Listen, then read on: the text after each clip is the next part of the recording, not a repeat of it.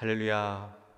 오늘도 우리 하나님 아버지와 주 예수 그리스도로부터 은혜와 평강이 여러분의 삶과 가정 가운데 함께 하시기를 축복합니다. 금요 기도회 때마다 우리가 기도에 대한 말씀을 함께 나누고 있습니다. 여러분 다 아시다시피 기도에는요 능력이 있습니다.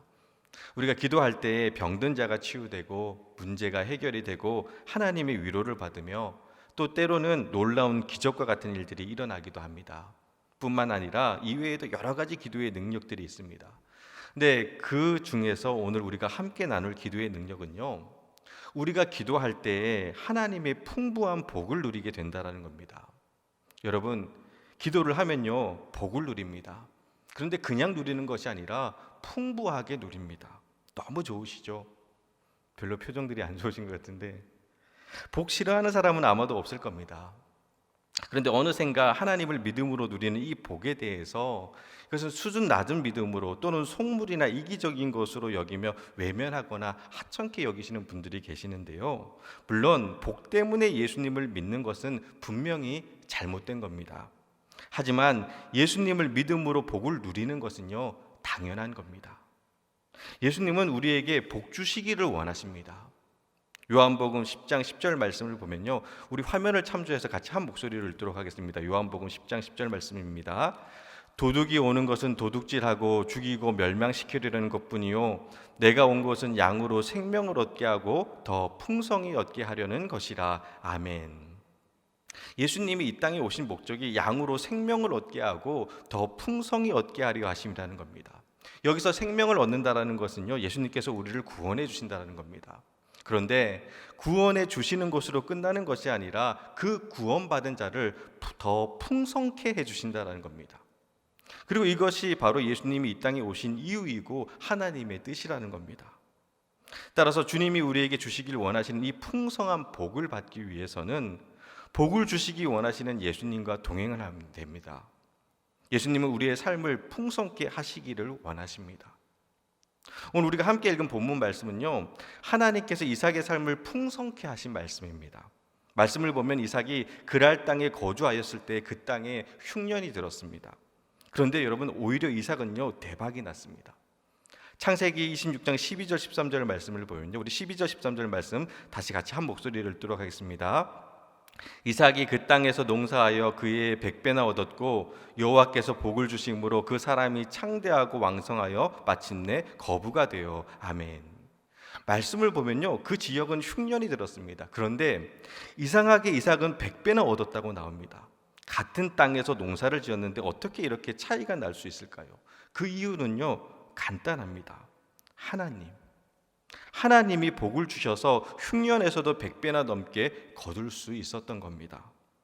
사랑하는 여러분, 똑같은 시대에 똑같은 땅에 살아도 누가 지켜주시고 누가 함께 하시느냐에 따라 그 인생은 달라지는 겁니다. 이삭이 풍성한 삶을 살 수 있었던 것은 말씀에서처럼 여호와께서 복을 주심으로였습니다. 물론 여러분 말씀을 보면요 여러 우여곡절들이 많았습니다. 이삭이 강성해지는 것을 두려워했던 아비멜렉 왕에 의해서 그 땅을 떠나야 했고, 또 이삭을 시기한 블레셋 사람들은 아버지 아브라함이 판 모든 우물을 흙으로 막았습니다. 거기다 이삭이 우물을 다시 팠을 때도 그 우물마저 그랄 목자들에게 빼앗기는 수모를 당합니다. 근데 여러분 결국에는 어떻게 되느냐, 그 땅이 르호봇이 됩니다. 우리 22절 말씀입니다. 22절 말씀도 같이 한 목소리로 읽도록 하겠습니다. 이삭이 거기서 옮겨 다른 우물을 팠더니 그들이 다투지 아니하였으므로 그 이름을 르호봇이라 하여 이르되 이제는 여호와께서 우리를 위하여 넓게 하셨으니 이 땅에서 우리가 번성하리로다 하였더라. 아멘. 이삭이 머문 그 땅은요 결국에는 르호봇이 됩니다. 여기서 르호봇의 뜻은요 넓은 장소라는 의미와 함께 번성케 한다, 번영한다, 하나님이 풍성케 하신다라는 뜻이 담겨져 있습니다. 즉 하나님은요 우리를 풍성케 하시는 분이시라는 겁니다. 이 시간 여러분 축복하는 마음으로 선포합니다. 여러분의 삶 속에서 이 르호봇의 하나님을 고백할 수 있으시기를 주님의 이름으로 축복합니다. 여호와 이레 준비하시는 하나님, 여호와 에베네셀의 하나님, 도우시는 하나님, 임마누엘의 하나님, 함께 하시는 하나님, 여호와 니시의 하나님, 승리케 하시는 하나님 등 우리는 하나님의 여러 가지 이름들을 부릅니다. 그런데 오늘 이 밤에는 여러분 축복하는 마음으로 선포합니다. 하나님은요 르호보이십니다. 하나님은 나를 번성케 하시고, 하나님은 나를 복되게 하시고, 하나님은 나를 풍성케 하십니다. 그래서 하나님은요, 르호봇의 하나님이십니다.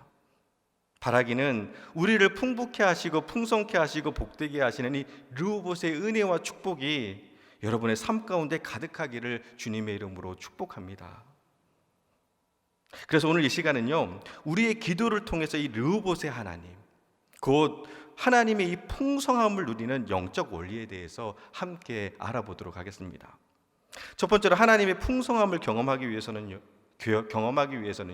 기도의 우물을 파야 합니다. 이삭이 그랄 골짜기에 가서 가장 먼저 한 일은 우물을 판 겁니다. 사실 새로운 곳에 정착하기 위해서는 해야 할 일이 무지 많았을 겁니다. 살 집도 지어야 했을 것이고, 또 혹시 모를 도적이나 이리떼들의 습격을 막기 위해서 울타리도 쳐야 했을 것이고, 근데 이삭이 그랄 골짜기에 도착해서 가장 먼저 한 일은 우물을 판 겁니다. 왜냐하면 물은 모든 생명의 근원이기 때문입니다. 즉, 근원적인 문제가 해결이 되어야 풍성한 삶을 살아갈 수가 있는 겁니다. 마찬가지로 우리가 풍성한 삶을 살기 위해서는요, 근원적인 문제를 해결해야 됩니다. 자, 그렇다면 하나님을 믿는 우리들에게 있어서 우리의 삶을 넘어뜨리고 어렵게 하고 궁핍하게 만드는 근원적인 문제는 무엇일까요?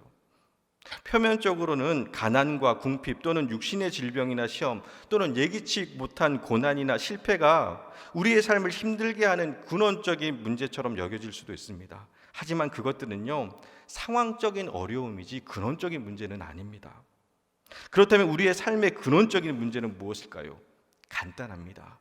하나님을 떠난 겁니다. 지금 내 인생에 만군의 여호와 전능하신 하나님이 안 계신 겁니다. 그게 근원적인 문제입니다. 이삭이 가뭄과 흉년 가운데서도 100배의 복을 누리며 번성할 수 있었던 것은 하나님이 함께 하셨기 때문입니다. 하나님이 복을 주셨기 때문입니다. 따라서 우리 인생의 모든 문제의 근원은요, 바로 하나님을 떠나는 겁니다. 자, 그렇다면 우리 인생의 문제가 해결되는 방법은 무엇일까요? 그것 역시 너무 간단합니다. 하나님께로 돌아가면 됩니다. 그래서 수많은 예언자들이 한결같이 부르짖으며 외쳤던 말이 바로 여호와께 돌아가자입니다. 왜냐하면 그래야 복되게 살 수 있기 때문입니다. 살다 보면 수많은 문제에 부딪히게 될 것입니다. 또 지금 이 시간에도 어떤 문제나 어려움으로 인해 힘든 시간을 보내고 계신 분들도 계실 겁니다. 그런데 여러분, 그 모든 문제를 해결할 수 있는 답은요, 이미 정해져 있습니다. 하나님께로 돌아가면 됩니다. 자, 그렇다면 어떻게 하나님께로 돌아가야 할까요? 어떻게 근원적인 문제를 해결해야 할까요?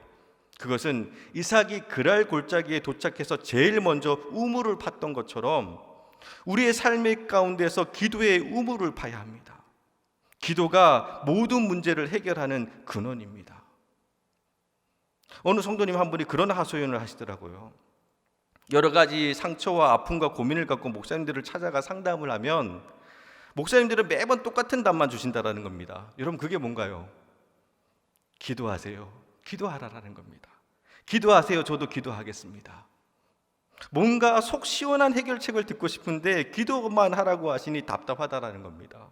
그런데 여러분, 목사님들이 기도하라고 하시는 이유는요, 오직 기도만이 그 문제를 해결하는 근원적인 답이기 때문에 그런 겁니다.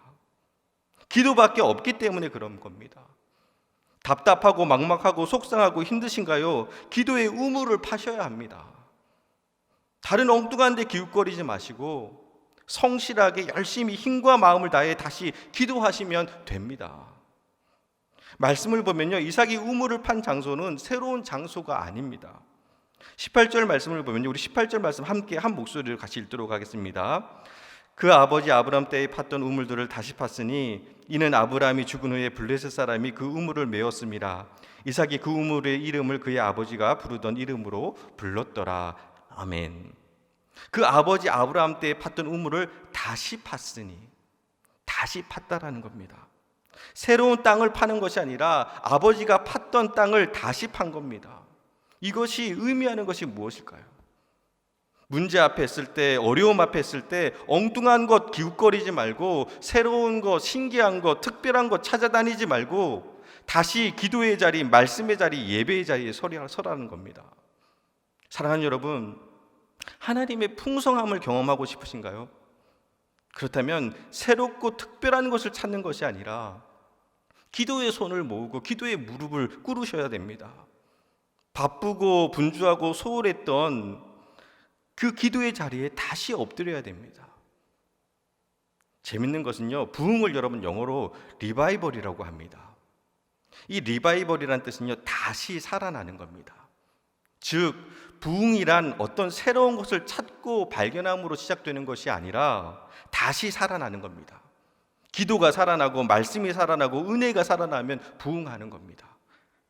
마찬가지로 하나님의 풍성함을 경험하기 위해서는요, 샘의 근원이 되는 곳, 곧 하나님이 계신 은혜의 보좌 앞에 서면 됩니다. 그리고 그곳에서 다시 기도의 우물을 파고 다시 말씀의 우물을 파고 다시 예배의 우물을 파면 흘러넘치도록 부어주시는 하나님의 풍성함을 경험하게 되는 겁니다. 부흥하는 겁니다. 다시 살아나는 겁니다. 흔히 가장 이상적인 교회의 모습으로 우리는요, 초대교회를 꼽습니다. 2000년이 지난 지금도 여전히 초대교회는 가장 이상적인 교회상으로 언급됩니다. 그럼 그 이유가 뭘까요? 초대교회 때 뭔가 특별하고 대단하고 새로운 것들이 있었을까요? 아닙니다. 초대교회에서 한 거라고는요, 오로지 기도한 것밖에 없습니다. 사도행전 1장 14절 마음을 같이하여 오로지 기도에 힘쓰더라. 사도행전 2장 42절 그들이 사도의 가르침을 받아 서로 교제하고 떡을 떼며 오로지 기도하기를 힘쓰니라. 사도행전 6장 4절 우리는 오로지 기도하는 일과 말씀 사역에 힘쓰리라. 초대교회에서 한 거라고는요, 오로지 기도와 말씀에 힘쓴 것밖에 없습니다. 그런데 하나님은 그 초대교회 가운데 놀라운 기적과 능력으로 풍성케 하셨습니다. 여러분, 그 초대교회 때 수많은 기적과 이적으로 풍성케 역사하셨던 하나님이 지금 우리 하나님이시고요, 흉년 가운데서도 이삭을 100배나 축복하셨던 그 하나님이 바로 저와 여러분의 하나님인 줄 믿습니다. 그 하나님이 우리에게 원하시는 것은요, 뭔가 대단하고 새롭고 특별한 것이 아닙니다. 기도와 말씀이었습니다. 오로지 기도와 말씀에 힘쓰면 하나님이 알아서 풍성케 채워주십니다. 사람들은 말합니다. 코로나19로 시대가 변했다고, 세상이 변했다고, 이제 사람들의 라이프 스타일이 바뀌어졌다고. 그런데 여러분, 세상이 아무리 변해도 근원은 바뀌지가 않습니다. 따라서 이제 우리가 해야 할 일은요, 다시 기도의 우물을 파야 하고요, 다시 말씀의 우물을 파야 합니다. 다시 파면 그곳에 여전히 은혜의 샘물이 흐르고 있습니다. 시대는 달라지고 세상은 변해도 진리는 변하지가 않습니다. 오로지 기도와 말씀으로 돌아가게 될 때 하나님이 우리의 삶을 풍성케 하여 주실 줄 믿습니다.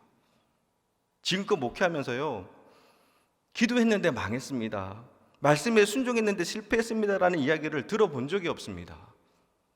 하지만 반대로 기도했더니 말씀에 순종했더니 하나님께서 풍성케 채워주셨습니다, 놀랍게 역사하셨습니다라는 간증은 셀 수 없이 많이 들었고 보았습니다. 하나님의 풍성함을 경험하고 싶으신가요? 기도의 우물을 파시기를 바랍니다. 기도가 멈췄다면 다시 시작하시기를 주님의 이름으로 축원합니다. 자, 그런데 여러분, 여기서 중요한 것이 있습니다. 말씀을 보면요, 이삭의 종들이 아브라함이 팠던 우물을 팠는데 그냥 대충 판 것이 아니라 샘의 근원까지 팝니다. 우리 26장 19절 말씀입니다. 우리 같이 한 목소리로 읽도록 하겠습니다. 이삭의 종들이 골짜기를 파서 샘 근원을 얻었더니, 아멘. 파서 샘의 근원을 얻었더라. 여러분, 만약 우물을 파는데 실패했다면 그 이유는 딱 하나입니다. 끝까지 파지 않아서 그런 겁니다. 기도도 마찬가지입니다. 오늘 많은 분들이 기도합시다 하면서도 왜 실패하느냐? 기도가 응답되어질 때까지 파지 못해서 그런 겁니다. 우물을 파되 근원에 이를 때까지 파야 합니다. 끝까지 파야 하는 겁니다. 즉, 기도가 응답될 때까지, 하나님이 역사하실 때까지, 하나님이 은혜를 베풀어 주실 때까지 기도하는 겁니다. 낭망하지 않고 기도의 우물을 파고 또 파고 한 번 더 파고 계속 파다 보면 하나님께서 응답하십니다. 반드시 역사하십니다. 그럴 수밖에 없는 것이요, 이유는 예수님이 우리의 기도를 다 듣고 계시기 때문에 그런 거예요. 기도의 응답이 더딜 때 혹시 주님이 내 기도를 못 들으시는 것은 아닐까 싶지만 아닙니다. 여러분, 우리의 기도를 예수님이 다 듣고 계십니다. 요한복음 16장 24절 말씀을 보면요, 지금까지는 너희가 내 이름으로 아무것도 구하지 아니하였으나 구하라 그리하면 받으리니 너희 기쁨이 충만하리라 라고 말씀하십니다. 내 이름으로 구하면 받는다라는 겁니다. 예수님의 이름으로 기도드립니다 아멘 하는 순간 우리의 기도가 하나님께로 올라가는 겁니다. 그래서 기도는요 절대로 땅에 떨어지지 않습니다. 우리의 기도를 예수님이 안 들으시거나 못 들으시는 것이 아니라 우리의 기도를 예수님이 다 듣고 계십니다. 인상적인 것은 사도행전 9장 말씀을 보면요, 그리스도인을 붙잡아 감옥에 보내고 핍박했던 사울 이야기 다 아시죠? 나중에 바울이 되는 이 사울이 다메섹 도상에서 예수님을 만나는 장면이 나옵니다. 호련히 하늘로부터 내려오는 빛 가운데 주님이 말씀하십니다. 사울아 사울아 내가 어찌하여 나를 박해하느냐. 그 말에 사울이 답합니다. 주여 누구시니까? 그러자 주님이 말씀하십니다. 나는 내가 박해하는 예수라. 여러분 한번 생각해 볼게요. 당시 사울은요 예수님을 박해한 적이 없습니다. 심지어 사울 곧 바울은요 예루살렘의 다른 사도들과는 달리 예수님을 직접 만난 적도 없습니다. 엄밀히 따지면 사울은 예수님이 아니라 예수님을 믿는 사람들을 박해한 겁니다. 그런데 예수님은요 왜 나를 믿는 사람들을 박해하느냐라고 하시지 않으시고 왜 나를 박해하느냐라고 말씀하십니다.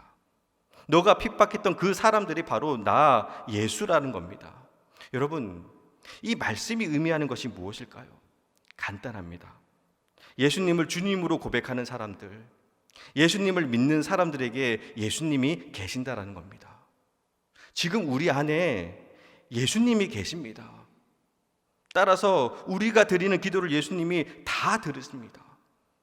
아프고 힘들고 서럽고 억울해서 눈물로 드린 그 기도를 예수님이 다 듣고 계신 겁니다. 심지어 답답하고 속상해서 넋두리처럼 늘어놓았던 하소연도 나도 모르게 터져나온 작은 시름조차도 예수님이 다 들으셨고 다 듣고 계신다라는 겁니다. 이게 얼마나 놀라운 은혜인가요? 그렇다면 이제 우리가 해야 할 일은 하나밖에 없습니다. 응답 받을 때까지 기도하는 겁니다. 샘의 근원을 발견할 때까지 기도의 우물을 파는 겁니다. 파고 또 파고 또 파고 계속 파다 보면 분명 샘의 근원이 터져 나옵니다. 그런 성실과 열심으로 주님 앞에 나가 기도하는 겁니다.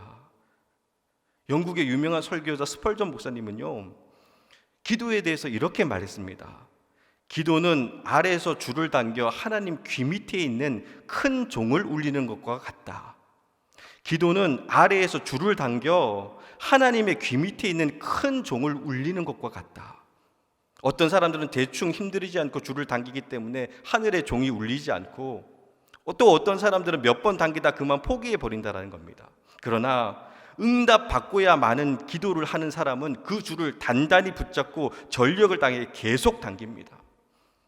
그러다 보니 하나님도 안 들어주실 수가 없는 겁니다. 하나님 귀 밑에 있는 큰 종이 계속해서 땡땡땡땡땡땡땡 하고 울리는데 하나님이 어떻게 안 들어주십니까? 들어주실 수밖에 없는 겁니다. 여러분 기도함에 있어서 가장 큰 적은요 바로 낭망입니다. 기도의 응답이 더디다고 낙심하지 마시길 바랍니다. 파고 또 파고 계속 파다 보면 샘의 근원이 터져 나올 것이고, 그리고 그때 물이 바다 덮음같이 흘러넘치는 하나님의 놀라운 응답의 역사를 경험하게 되실 줄 믿습니다. 저는 여러분들이 믿음 생활을 하는데 간신히 억지로 근근히 은혜 받으며 하는 것이 아니라 우리를 부욕해 하시고 충만케 하시는 하나님의 풍성함을 경험하기를 소원합니다. 이것은 예수님을 믿는 우리들이 누려야 할 마땅한 축복이고 특권입니다. 여러분 믿음은요, 믿음 생활은요 쥐어짜듯이 하는 것이 아닙니다. 흘러 넘치게 하는 겁니다. 여러분 예수님의 일하심과 역사하심은 언제나 풍성했습니다. 베세다 들판에서 오병이의 기적 다 아시죠? 보리떡 5개랑 물고기 2명으로 5,000명이 넘게 먹이셨습니다. 그런데 5,000명이 먹고도 12광주리가 남았습니다. 왜 남게 하셨을까요? 여러분 너무 복잡하게 생각하지 마시기 바랍니다. 먹고 남은 조각이 12광주리라는 것은요 그만큼 풍성하게 채워주셨다라는 겁니다.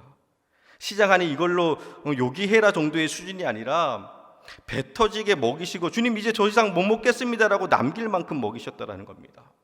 하나님의 역사는요 이처럼 늘 풍성하게 넘쳐납니다.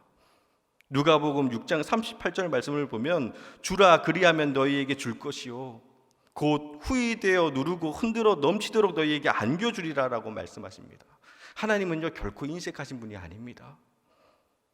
사도 바울은 하나님을 에베소서 3장 20절에서 우리 가운데 역사하시는 능력대로 우리가 구하거나 생각하는 모든 것에 더 넘치도록 능히 하실 이시라고 소개를 하고 있고요. 또 빌립보서 4장 19절에서는 나는 나의 하나님 그리스도 예수 안에서 영광 가운데 그 풍성한 대로 너희 모든 쓸 것을 채우시리라 라고 말씀하십니다. 여러분, 우리가 믿는 하나님은요 풍성한 하나님이십니다. 여러분 꼭 기억하시길 바랍니다. 예수님이 오신 것은 생명을 얻게 하고 더 풍성히 얻게 하려 하심이었습니다. 우리 주님의 은혜는 늘 풍성합니다. 똑같이 예수님을 믿는데 넘쳐 흐르는 믿음이 있고 쥐어짜는 듯한 믿음이 있습니다. 바라기는 바닥을 긁어대며 간신히 믿음 생활하는 것이 아니라 우리를 풍성케 하시고 부욕케 하시고 번성케 하시는 그 르호봇의 하나님을 만나고 경험하고 선포할 수 있으시기를 주님의 이름으로 축원합니다.